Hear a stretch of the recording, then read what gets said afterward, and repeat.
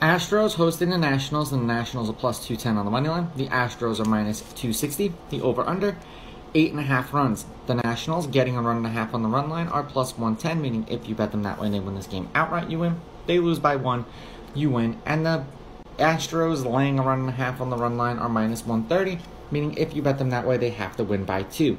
Corbin pitched once against the Astros last year. 6 innings, 5 runs, 5 earned. They lost that game 8-0. He struck out 5 batters in that game. That was in D.C.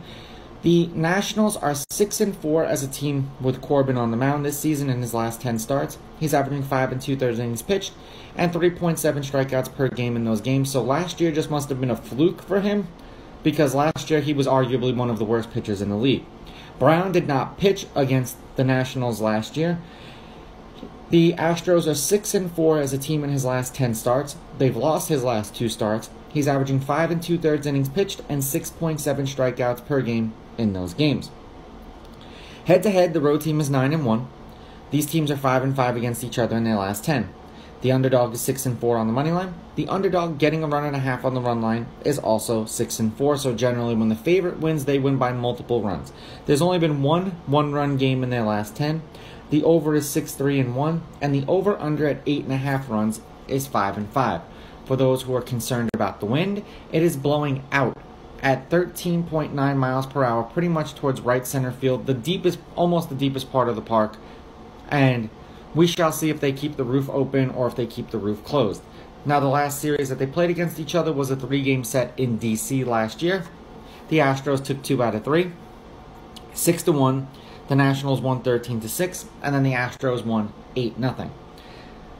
The Nationals are 3-7 in their last 10. 8 runs, 5 runs, 10 runs, and 8 runs. 2 runs and a loss, 2 runs and a loss, 4 runs and a loss, 6 runs in a win. The Astros are not doing very well either. They are 1-5 in their last 6 and 4-6 in their last 10. 5 runs, 19 runs, 10 runs, and 5 runs. 2 runs and a loss, 9 runs and a loss, 6 runs and a win, shutout and a loss. It's going to sound really strange that I'm going to say this, but this just seems like one of those games where you're going to take a shot, especially with Brown on the mound, because when he's on, but when he's off, it doesn't matter who he's pitching against. The teams can get to him. I'm going to take the Nationals with the money line. I'm going to take the Nationals getting the runs, and I'm going to go over in this game because of the wind.